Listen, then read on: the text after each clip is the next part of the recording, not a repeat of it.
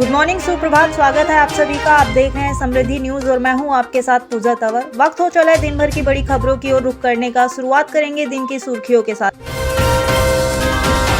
UP में बाहुबली अतीक अहमद के बेटे असद अहमद और शूटर गुलाम मोहम्मद के एनकाउंटर को लेकर बवाल मचा हुआ। इस पर बीजेपी के प्रवक्ता हरीश खुराना ने प्रतिक्रिया दी और कहा, योगी आदित्यनाथ जो कहते हैं वो करते हैं। अतीक के बेटे के एनकाउंटर के बाद खतरा और बढ़ गया, हमारी सुरक्षा बढ़ाई जाए, ये बात कही उमेश पाल की पत्नी। अतीक के बेटे के एनकाउंटर के बाद बीएसपी प्रमुख मायावती ने भी सवाल उठाए और उच्च स्तरीय जांच की मांग की है। कोविड के बढ़ते खतरे को निपटने के लिए आधार पूनावाला ने एक बार फिर कोरोना रोकने वाली कोविशील्ड वैक्सीन का प्रोडक्शन शुरू किया। अगले 90 दिनों में 60 से 70 लाख कोविशील्ड वैक्सीन के डोज तैयार करने का टारगेट सेट किया गया है। दिल्ली में कोरोना वायरस के 1149 नए मामले पिछले 24 घंटे में सामने आए। फिर लोगों को ये वायरस डरा रहा। हालांकि राहत की बात यह है कि इस दौरान कोविड से किसी की मौत नहीं हुई। यहाँ तीसरा मोर्चा बनाने की तैयारी में जुट गए हैं बिहार के मुख्यमंत्री नीतीश कुमार की। राहुल गांधी से मुलाकात पर बीजेपी ने तंज कसा तो बीजेपी नेता अमित मालवीय ने कहा कि कुर्सी के लिए उन्हें क्या नहीं करना पड़ रहा। नीतीश कुमार से जब पूछा गया कि अब तक कितनी पार्टियां साथ आई तो उन्होंने कहा, बहुत लोग साथ आए। जिस दिन बैठेंगे उस दिन आप लोग भी जान जाएंगे वही विपक्ष का चेहरा कौन होगा। इस पर भी सभी नेताओं ने चुप्पी साध ली। लंदन में वीर सावरकर पर गलत बयानबाजी पर हिंदुत्व विचारक विनायक दामोदर सावरकर के भाई के पोते ने पुणे सेशन कोर्ट में कांग्रेस नेता राहुल गांधी के खिलाफ आपराधिक मानहानि का मुकदमा दर्ज कराया है। आदित्य ठाकरे ने यह खुलासा किया है कि बगावत से पहले शिंदे मातोश्री आकर रोए थे। उन्होंने कहा था कि बीजेपी के साथ चलो वरना बीजेपी जेल में डालेगी। ये दावा करते हुए भारत राष्ट्र समिति को महाराष्ट्र में भारी समर्थन मिल रहा है। पार्टी अध्यक्ष और तेलंगाना के चंद्रशेखर राव ने कहा कि देश सही नेता और सही पार्टी का प्रतीक्षा कर रहा है। बिहार बीजेपी पर जेडीयू नेता ने बड़ा आरोप लगाया। जेडीयू के प्रवक्ता ने कहा कि बिहार में बीजेपी सिर्फ और सिर्फ सांप्रदायिक माहौल बिगाड़ना चाहती है। बिहार के अलावा झारखंड में भी बीजेपी की यही प्लानिंग है। एनसीपी नेता अजित पवार ने अब कहा कि एमबीए में दरार के लिए कांग्रेस ही जिम्मेदार। उत्तर प्रदेश में निकाय चुनाव की सरगर्मी के बीच अखिलेश यादव ने बड़ा दांव चला। योगी आदित्यनाथ के शहर गोरखपुर से मेयर पद के लिए भोजपुरी फिल्मों की एक्ट्रेस काजल निषाद पर दांव लगाया। कभी लालू यादव के खासम खास रहे पप्पू यादव एक बार फिर से मुश्किल में है। जेपी सुप्रीमो को एक पुराने मामले में 1 साल की सजा सुनाई गई है। दिल्ली के राउज एवेन्यू कोर्ट ने सिसोदिया की जमानत याचिका पर सुनवाई के लिए अगली तारीख 18 अप्रैल चुनी है। योग गुरु बाबा रामदेव को मिली आंशिक राहत। हाईकोर्ट जस्टिस मनोज गर्ग ने कोर्ट से राहत दी। कोर्ट ने बाबा राम को फौरी राहत देते हुए गिरफ्तारी पर रोक लगाई। कर्नाटका में जेडीएस विधायक जीटी देवगौड़ा के दामाद रामचंद्र गौड़ा को बीजेपी ने शिडलघट्टा से दिया है टिकट।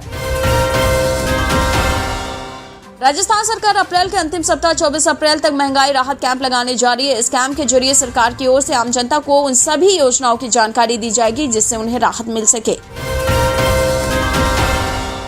चिटफंड कंपनी के डायरेक्टर साई प्रसाद को छिंदवाड़ा न्यायालय ने 10 साल की सजा सुनाई है। मध्य प्रदेश में कोरोना वायरस के 52 नए मामले दर्ज किए गए। उपचाराधीन मरीजों की संख्या बढ़कर 226, जिसके बाद भूपेश बघेल ने एक हाई लेवल की मीटिंग बुलाई। बड़ी बात यह है कि कोरोना को लेकर बुलाई गई इस बैठक में राज्य के हेल्थ मिनिस्टर टीएस सिंहदेव ही नहीं शामिल हुए। मध्य प्रदेश के मुख्यमंत्री शिवराज सिंह चौहान ने कहा कि नवनियुक्त सरकार शिक्षकों को सेवा में 1 साल पूरा होने पर 100% वेतन मिलेगा। कांग्रेस के वरिष्ठ नेता दिग्विजय सिंह ने बीजेपी पर निशाना साधते हुए कहा कि मध्य प्रदेश में सत्तारूढ़ दल के 7 नेताओं ने मुख्यमंत्री पद की शपथ लेने के लिए सूट सिलवाए हैं, लेकिन विधानसभा चुनाव के नतीजों के बाद वे सभी निराश होंगे। छत्तीसगढ़ के सीएम भूपेश बघेल ने आरोप लगाया है कि बीजेपी हिंसा की घटनाओं पर राजनीतिक रोटी सेकने की कोशिश लगातार करती है। उन्होंने लव जिहाद को लेकर भी पार्टी के नेताओं पर तंज कसा। उन्होंने कहा, बीजेपी नेताओं की बेटियां करे तो लव होता है, लेकिन दूसरे करे तो उसे लव जिहाद कहते हैं।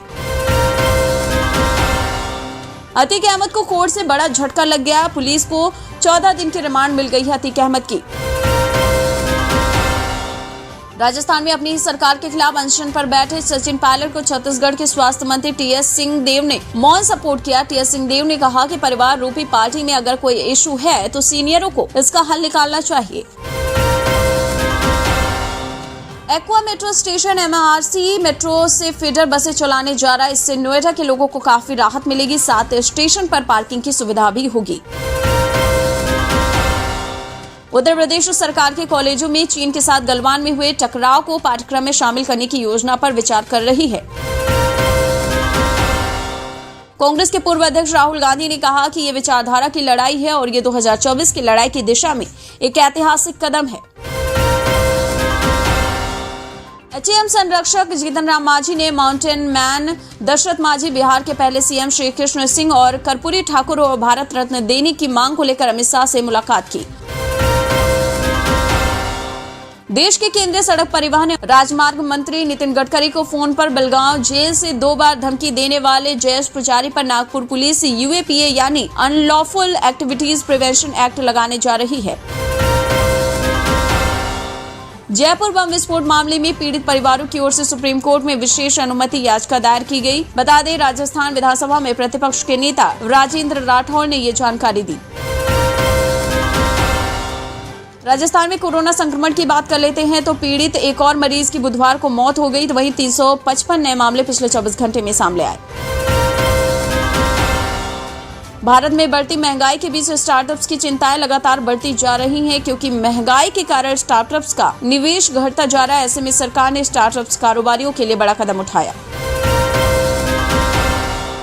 बिहार सरकार को सुप्रीम कोर्ट ने शराबबंदी के मामले पर बड़ी नसीहत दी। सुप्रीम कोर्ट ने सरकार से शराब की खपत का आंकड़ा पूछा। कोर्ट ने बिहार सरकार को फटकार लगाते हुए कहा, क्या आपके पास बिहार में शराब की खपत घट जाने का कोई आंकड़ा है? ओम प्रकाश राजभर ने कहा कि उनकी पार्टी आगामी नगरीय निकाय चुनाव में अकेले ही चुनाव मैदान में उतरेगी। राजभर ने सुभाषपा की तरफ से 5 नगर निगमों के लिए महापौर पद के प्रत्याशियों की भी घोषणा की। केदारनाथ में यात्रा को व्यवस्थित और सुलभ बनाने के लिए इस बार टोकन सिस्टम लागू किया जा रहा है। आईपीएस सचिन अतुलकर ने छिंदवाड़ा डीआईजी के रूप में काम संभाल लिया। आपको बता दें, छिंदवाड़ा जाने से पहले सचिन भोपाल में एसीपी थे।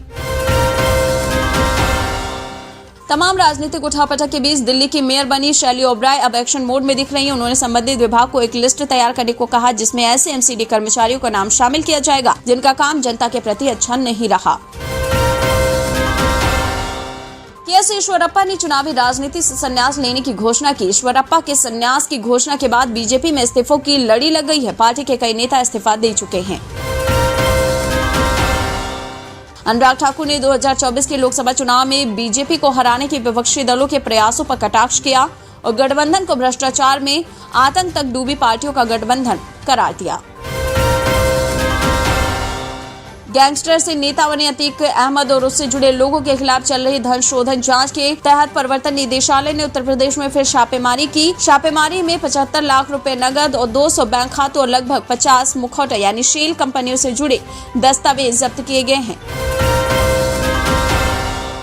आरएलडी के राष्ट्रीय प्रवक्ता अनिल दुबे ने अब कहा है कि रालोद समाजवादी पार्टी के साथ मिलकर नगर पालिका चुनाव लड़ेगा और सपा रालोद गठबंधन के उम्मीदवारों के नामों की घोषणा जल्द की जाएगी।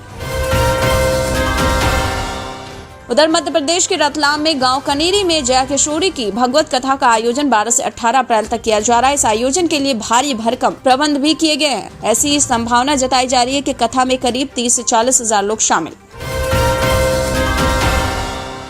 ऋषि सुनक ने जो बाइडेन से मुलाकात के दौरान अमेरिका और ब्रिटेन को बहुत करीबी सहयोगी बताया।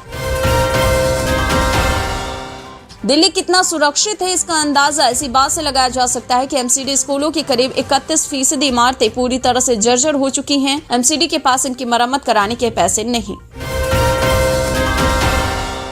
दिल्ली सरकार ने स्कूली बच्चों को गर्मी से बचाने के लिए दिशा निर्देश जारी किए। बढ़ती गर्मी के चलते दोपहर में प्रार्थना सभा टालने और पर्याप्त पानी की व्यवस्था करने का आदेश दिया। भारत ने G20 की एक बैठक का आयोजन श्रीनगर में रखा। इसके अलावा लेह और श्रीनगर में Y20 यानी G20 देशों के युवा प्रतिनिधियों की 2 और बैठकें होनी। इस बैठकों को लेकर पाकिस्तान को मिर्ची लग रही है।